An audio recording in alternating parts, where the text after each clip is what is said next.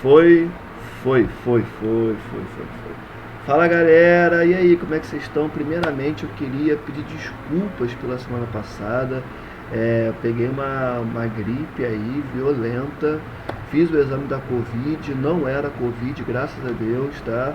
Mas infelizmente na última terça-feira eu não tinha condições de corrigir os exercícios com vocês, não só corrigir os exercícios, mas dar sequência na nossa aula, né? Então eu peço desculpas a vocês e aproveitar, né, para corrigir esses exercícios aqui online, tudo bem?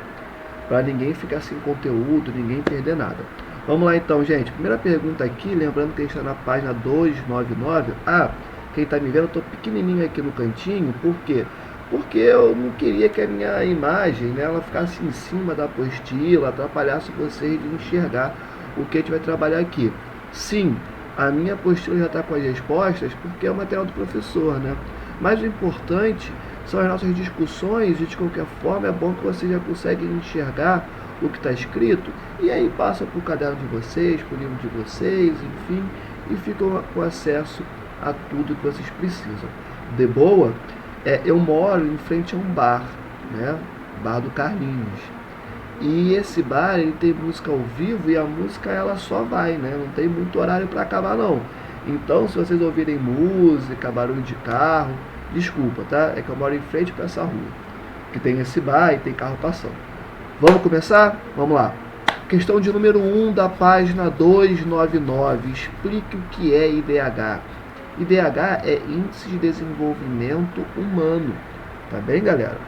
E ele é um índice muito interessante porque ele vai analisar outros elementos que não só a parte econômica. Então o IDH ele não vai se preocupar apenas em observar o produto interno bruto, o PIB, o todo que um país produz em um ano apenas. O PIB vai se preocupar com educação, com saúde, com renda per capita. Quando eu digo educação é o tempo, né, que as pessoas mais ou menos ficam dentro da escola, o tempo de escolarização dessa população. Vai se preocupar com acesso à saúde, né, como que anda inclusive as taxas de mortalidade desse país. E renda per capita é o quanto de dinheiro que cada habitante tem no bolso, quanto que cada um ganha no mês, né? Então, percebam, o IDH, ele é um índice muito mais completo, muito mais robusto, por mais que não seja perfeito, tá? Porque quando a gente analisa a parte do renda per capita, aqueles cidadãos que possuem uma renda muito maior, eles puxam o índice para cima. E isso acaba tornando invisíveis aqueles indivíduos que passam por dificuldades econômicas, né? Então, o IDH ele é mais completo, ele é mais robusto, ele oferece uma leitura mais interessante daquela sociedade, porém, ele não é perfeito, tá? Então aqui, ó, no livro, a resposta sugerida foi a seguinte: o IDH é um índice que calcula o nível de desenvolvimento humano de uma população. O objetivo do IDH é mostrar que o desenvolvimento de uma sociedade não está associado unicamente ao tamanho da produção econômica, mas também a outros fatores como saúde e educação. Por que eu estou lendo essa resposta? Porque eu não sei se eu vou mandar em Full HD esse vídeo, né, para o YouTube, porque demora muito tempo. Então, se eu reduzir a qualidade da imagem, vocês vão anotando pelo meu áudio, tá? Mas acho que não vai ter problema nenhum não, acho que eu vou mandar na qualidade integral. Mas, né, não custa nada ditar, ler para vocês a resposta, qualquer coisa vocês vão pausando e aos pouquinhos vocês vão escrevendo, tá bem? Então, essa resposta que o material nos oferece é basicamente uma repetição daquilo que eu já havia dito, né? O IDH, o Índice de Desenvolvimento Humano, ele é um índice que avalia com maior profundidade com maior quantidade de detalhes, né, a realidade de um país, não olhando só a parte da produção econômica, mas olhando para outras questões como saúde, educação e renda per capita. Tudo bem? Número 2. Número 2, cite 3 indicadores que podem ser usados para medir o desenvolvimento dos países. Galera, vocês podem escolher, né? Porque nas nossas últimas aulas o que a gente mais falou foi sobre indicadores sobre a realidade dos países. Vocês podem escolher o próprio IDH, vocês podem escolher o PIB, vocês podem escolher o índice de felicidade interna bruta, vocês podem escolher taxa de mortalidade, taxa de natalidade, PIB per capita. Vocês podem escolher os índices que vocês quiserem, todos ou pelo menos a maioria, os mais importantes, estão lá nos nossos slides das nossas aulas. Tudo bem? Aqui no material ele fala que vocês podem responder com qualquer um dos índices, né? Sendo IDH, PIB, PIB per capita, mortalidade infantil, índice de felicidade interna bruta, né? Basicamente isso, tá? São alguns índices aí que vocês podem escolher. Questão de número 3, da página 300, nós temos a perguntinha: diferencie fome aguda de fome crônica, né? Bom, gente, isso aí é de boa, a gente conversou na última aula, né? E a gente até chegou a mencionar que o Brasil, ele tem as duas, né? Porque o que é a fome aguda? A fome aguda é a privação de alimento para aquela pessoa. Então é aquela pessoa que não tem o que comer. Tá? A pessoa que não tem o que comer, ela passa por um cenário de fome aguda. Ou aquela pessoa que durante um período de tempo é privada de se alimentar. Então, digamos que ela esteja passando por um cenário de guerra dentro do seu país. E aí, por conta desse conflito, ela não consegue, né, se alimentar. Esta pessoa está inserida em um quadro de fome aguda. Tudo bem? Já a fome crônica é aquela fome que é relacionada à falta de ingestão de calorias e nutrientes necessários para o pleno funcionamento do corpo humano. Então, aquela pessoa que ela tem o que comer, mas é miojo, é lasanha, é Cheetos, é Fandangos, é M&M, qual o nome daquele hambúrguer do McDonald's? Caraca, esqueci, cara. Sei lá, é um quarteirão do Burger King, é um hambúrguer do McDonald's, é um hambúrguer do Bob's. Percebam, não tem arroz, não tem feijão. Não tem um chuchu, não tem uma beterraba, não tem um vegetal, não tem um legume. Percebem? Batata frita direto que a pessoa come. Então, ou então não necessariamente só isso, ou pode ser aquela pessoa que é uma realidade do nosso país, que as pessoas estão vivendo agora, é algo extremamente presente no nosso tempo atual, que são as pessoas que, por conta do aumento muito substancial do preço dos alimentos, estão tendo que fazer fila no açougue, nos açougues espalhados pelo Brasil, para comprar osso, porque a pessoa não tem dinheiro para comprar carne, porque a carne está muito cara. Ou você pode olhar para um recorte mais atual, né? A Páscoa passou recentemente e muitos brasileiros não tiveram dinheiro para comprar o bacalhau, e o que sobrou? Comprar a cabeça do bacalhau.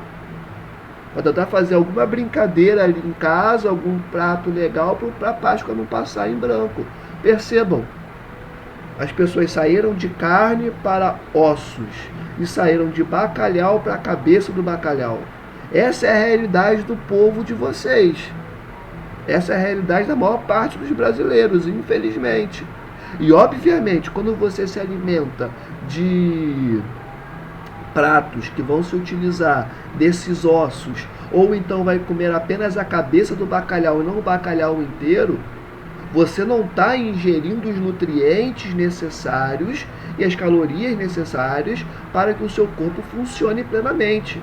Da mesma forma que aquele cara que só come hambúrguer do McDonald's, batata frita, miojo, lasanha, esse cara também está sem ter acesso aos nutrientes e às calorias necessários para que o seu corpo funcione plenamente. Este indivíduo está dentro de um cenário de fome crônica. Perfeito? Então, olha só, a resposta que o material de vocês sugeriu foi a seguinte: a fome aguda refere-se à total privação de alimento por determinado período de tempo. Já a fome crônica está ligada à ingestão cotidiana insuficiente de calorias e nutrientes. Beleza? 4. Quais são os pilares considerados no cálculo do índice de felicidade interna bruta? Galera, antes de passar para a resposta, o que esse índice, que parece ter um nome bobinho, né? Ele vai avaliar? Ele vai avaliar se a população está feliz. Né? Mas como que ele vai olhar isso? As pessoas estão sorrindo muito? As pessoas estão contando piada? Não, absolutamente não. O que ele vai considerar? Saúde mental, uso do tempo dessa população, se as pessoas têm acesso à cultura, como que está o meio ambiente dessas localidades, se as pessoas confiam nos seus governos, o padrão de vida da galera, se as pessoas têm acesso à educação. Percebem? Então são vários índices que se aglomeram num índice maior, que é esse índice de felicidade interna bruta. Beleza? Então, você pode escrever assim no seu caderno, como está aqui: bem-estar psicológico, saúde, uso do tempo, vitalidade comunitária, educação, cultura, meio ambiente, governança e padrão de vida. Aqui dentro dessa questão ainda, eu queria comentar com vocês sobre o uso do tempo, galera. Por quê? Porque já não adianta você ter uma renda bacana, legal, tá? Se você trabalha de segunda a segunda. Quando você vai sair para ver um cinema, para ir a um teatro, para encontrar com amigos, para fazer algo que você gosta, para ver algo que você gosta, para jogar um videogame, sabe? Porque isso também é vida. Isso compõe o que torna uma pessoa feliz também. Você trabalha só para pagar conta, cara, tu não está feliz, tá? Então, por isso que esse índice também vai avaliar esse uso do tempo do indivíduo. E, obviamente, que isso também afeta em outras questões, como sanidade mental, né? Saúde do corpo, de maneira geral, enfim. Beleza? Pessoal, então agora saindo dessa 4 e indo para aplicando o conhecimento, vamos para número 1 dessa parte do nosso exercício, tá? Na página 300. Vamos lá. Tem um mapinha aqui, né, na número 1, e ele fala assim: observe os mapas a seguir. São 2, então. Tem esse mapa aqui, Mundo Crianças Abaixo do Peso Normal, 2017. Você percebe que há uma grande concentração na África, aqui na Índia, no Sudeste Asiático, né, alguns países do Oriente Médio. Mundo, taxa de mortalidade infantil, tá? E você percebe que continua a concentração nesses mesmos pontos, né? Só que na África aumentou ainda mais, tá? E aí, só para lembrar, sempre bom ficar ligado quando você estiver analisando o mapa, na legenda aqui do canto, tá? É a legenda, basicamente, que vai te dizer sobre o que é esse mapa. Obviamente, o título do mapa aliado à legenda, né? São eles que vão te ajudar a ler e a interpretar esse mapa, tudo bem?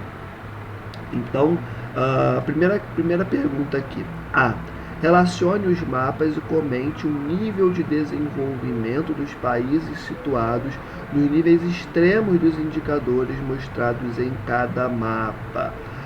Então, essa pergunta está pedindo para vocês relacionarem esses dois, né? Deixa eu ver aqui a resposta do material. O mapa se relaciona com os países com maior índice de mortalidade infantil, apresenta também os maiores índices de crianças com peso abaixo do normal. Tá. Nos países com as maiores taxas de mortalidade infantil e crianças abaixo do peso, provavelmente a qualidade de vida da população é baixa, sem acesso pleno a tratamentos médicos e saneamento básico. Já os países que têm as menores taxas já apresentam serviços de saneamento e saúde mais abrangentes, a população tem melhor qualidade de vida. Galera, bem de boa, né, essa questão. Porque basicamente é o seguinte, você vai olhar esses dois mapas aqui, tá? Eu estou lendo a resposta antes, porque como eu relaciono, eu queria ver o que o livro de vocês estava propondo, para não falar nem de mais e nem de menos, tá? Então você tem dois mapas aqui. O primeiro são as crianças abaixo do peso normal, então são crianças que passam aí por um cenário, né, complexo, de não ter muito possivelmente acesso à comida, né, necessária para eles se desenvolverem plenamente. E no segundo você tem taxa de mortalidade infantil, você tem que cruzar os dois mapas. Galera, a gente percebe que há uma grande concentração nos dois mapas, né, em países e continentes que passam por certas dificuldades econômicas, infraestruturais, beleza? Então, quando você olha para o primeiro mapa, por exemplo, que é o mapa de crianças abaixo do peso normal, você tem uma grande concentração onde? Na África. E quando você cruza essa informação com o segundo mapa, que tem a taxa de mortalidade infantil, onde você percebe maior quantidade de mortalidade infantil? Na África também. Então, o que a gente pode desenvolver a partir desse cruzamento? Ora, no mesmo continente onde você tem crianças abaixo do peso normal, também há crianças morrendo. Há índices de mortalidade infantil muito altos. O que leva a isso? O que leva a índices de mortalidade infantil muito altos? Falta de acesso a uma infraestrutura de saneamento básico, falta de acesso à alimentação adequada, falta de acesso a infraestruturas de saúde, eu estou falando de vacina, que é fundamental, eu estou falando de remédio, estou falando de acesso a uma ida ao médico, entendem? Então é o básico do básico, que o nosso país também nós não temos, né? Então, quando a gente cruza esses dois mapas, o que a gente percebe? Que as informações basicamente estão concentradas nos dois, nas mesmas porções do mundo. Eu dei muito foco na África, mas a gente poderia falar de Índia, poderia falar de Sudeste Asiático, poderia falar de Oriente Médio, beleza? O que basicamente a gente consegue interpretar por isso?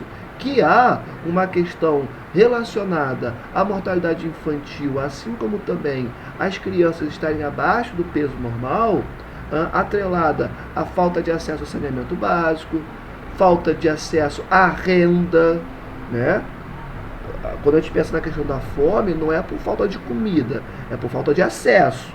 É a galera que não tem dinheiro para comprar. E não por falta de produção. Hoje em dia o nosso planeta ele tem capacidade de produzir comida para pelo menos 10 bilhões de pessoas. O mundo inteiro tem 8, né? Mais ou menos 8 bilhões de pessoas. Então não é por falta de produção, mas por falta de grana, por falta de acesso, né? Então infraestrutura de saneamento básico, acesso a alimentos, falta de infraestruturas relacionadas à saúde, vacina, remédios, por aí vai, beleza? Eu vou ditar para vocês a resposta do livro, caso vocês não estejam conseguindo ler aqui pelo vídeo, tá? O livro de vocês vai falar o seguinte: os mapas se relacionam, pois os países com maior índice de mortalidade infantil apresentam também os maiores índices de crianças com peso abaixo do normal. Nos países com as maiores taxas de mortalidade infantil e crianças abaixo do peso, provavelmente a qualidade de vida da população é baixa, sem acesso pleno a tratamentos médicos e a saneamento básico. Já os países que têm as menores taxas apresentam serviços de saneamento e saúde mais abrangentes e a população tem melhor qualidade de vida. Galera, é o que eu falei para vocês, não tem para onde escapar, tá?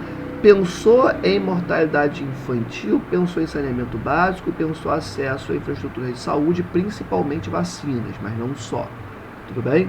Então, os países e obviamente que você está falando também de um cenário em que as crianças estão abaixo do peso normal, é aquilo que eu já falei, dificuldade de acesso à alimentação, ou seja, uma desigualdade econômica muito grande, uma qualidade de vida muito complicada para as pessoas que vivem nessas porções do mundo, tá? Então, é isso, beleza? Para entender esses dois mapas se correlacionando. Agora a questão letra B. Relacione os dois mapas e responda por que a subnutrição é tão perigosa, principalmente para as crianças. Galera, por que vocês acham que a subnutrição é perigosa, principalmente para crianças?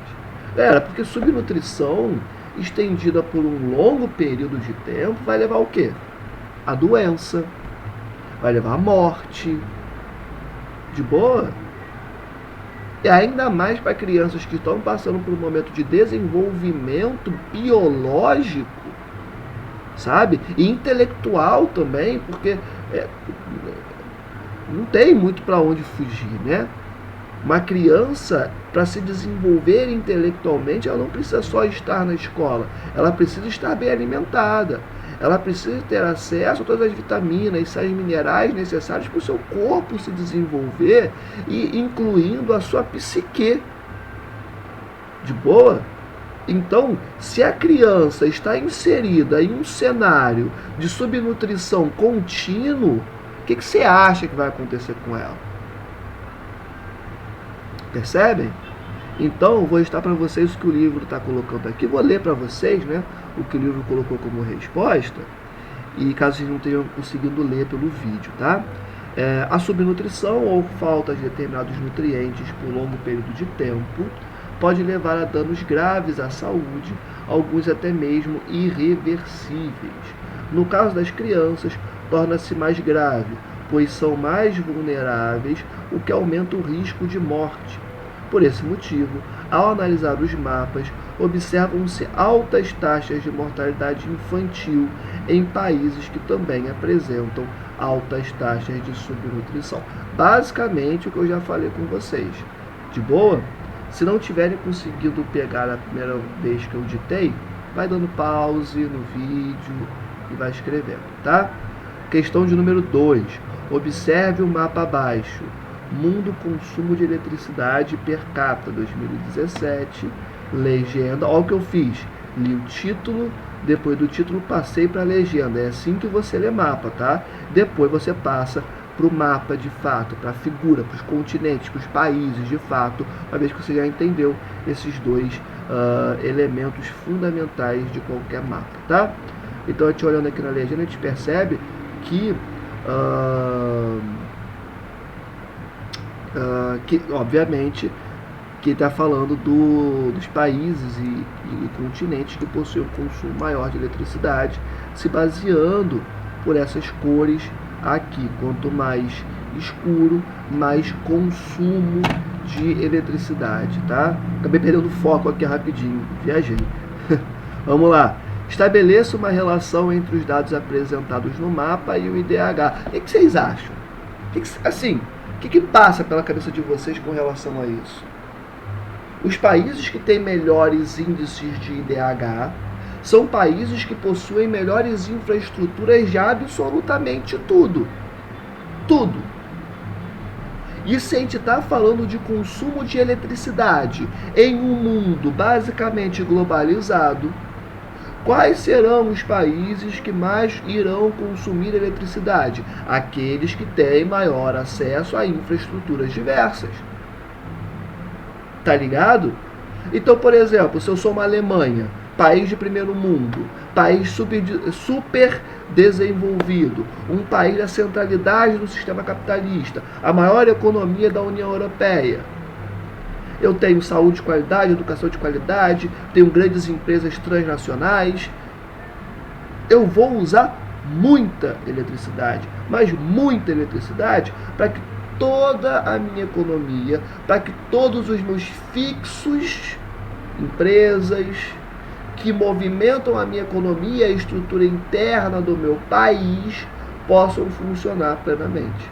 Agora, Costa do Marfim, um outro local para sair do continente africano, Sri Lanka, ali na Ásia, aonde você não tem tantas infraestruturas. E aí, como é que vai ser? Desculpa. Se você não tem tanto acesso a infraestruturas, obviamente que o seu consumo de eletricidade também será menor, tá?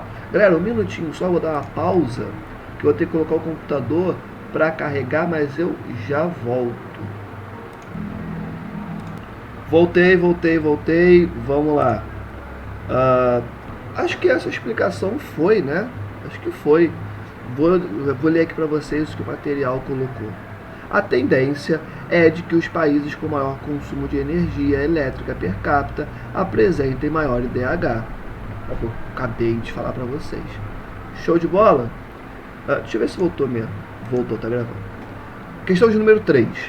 Identifique um problema na adoção do Produto Interno Bruto como indicação de desenvolvimento. Galera, por que adotar o PIB como índice de análise de desenvolvimento de um país é muito complicado? Porque o PIB, Produto Interno Bruto, o próprio nome já diz, ele única e exclusivamente vai se preocupar com a avaliação do critério econômico. Quanto que um país produziu dentro de um ano. Isso eu estou falando de um PIB anual. Se a gente for olhar um PIB mensal, dentro de um mês. Quanto que ele produziu e vendeu, né? Então, isso exclui educação, isso exclui saúde, isso exclui renda per capita. Tantos outros índices que a gente já falou exaustivamente nas nossas aulas e hoje, inclusive aqui nesse vídeo, são postos de lado para considerar apenas a questão econômica. É esse o problema, tá? Então, olha só o que o material de vocês coloca. O Produto Interno Bruto, PIB, não é capaz de mensurar a desigualdade, ou seja, ainda que o PIB do país seja elevado, essa renda pode estar concentrada nas mãos de uma minoria da população. Interessantíssimo. Além disso, não é possível comparar o total produzido com o tamanho da população, o que é estabelecido mediante o PIB per capita, não sendo possível mensurar se o valor do PIB é elevado pelo grande número de habitantes ou pelo elevado valor da produção interna. Quer ver um exemplo disso que eu acabei de ler? O Brasil, nosso país. O Brasil tem um PIB trilionário. O Brasil não é um país pobre. Quem diz que falta dinheiro no Brasil é uma pessoa que não tem conhecimento da realidade do país em que vive. O Brasil é um dos maiores exportadores de comida, né, se a gente for considerar a soja como comida, do mundo, competindo frente a frente com os Estados Unidos por esse mercado. O Brasil tem um PIB trilionário, já foi a 6ª economia do mundo, depois caiu para a 9ª e atualmente é 12ª, 13ª economia do mundo, com tendências a cair ainda mais nesse ranking. Mas ainda assim está entre as 20 maiores economias do planeta Terra. Não falta dinheiro no Brasil, nunca faltou dinheiro, nunca foi sobre isso. Se a gente for pegar apenas o PIB brasileiro, o Brasil vai muito bem, obrigado. Mas é a realidade do povo brasileiro? Todo mundo aqui ganha bem pra caramba?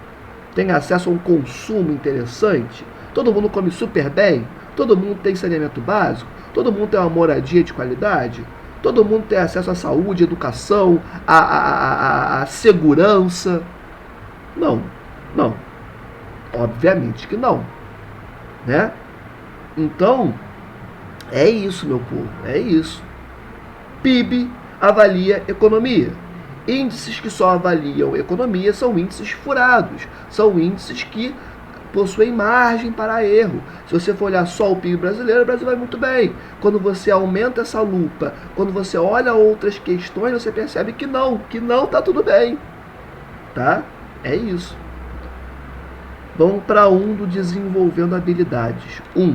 Observe a imagem a seguir.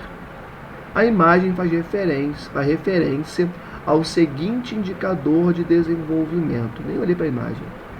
Ó, lápis, comida, dinheiro, saúde.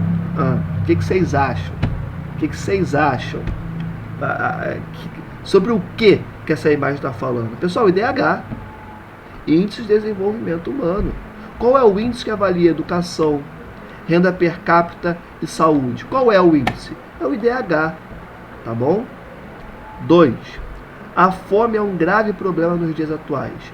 Mesmo com toda a tecnologia, os recursos desenvolvidos e com a produção de alimentos superior ao necessário para abastecer os quase 8 bilhões de habitantes da Terra, milhões de pessoas ao redor do planeta ainda enfrentam as graves consequências da fome. A respeito da fome e de suas causas, assinale a alternativa que contém apenas as afirmativas corretas. 1.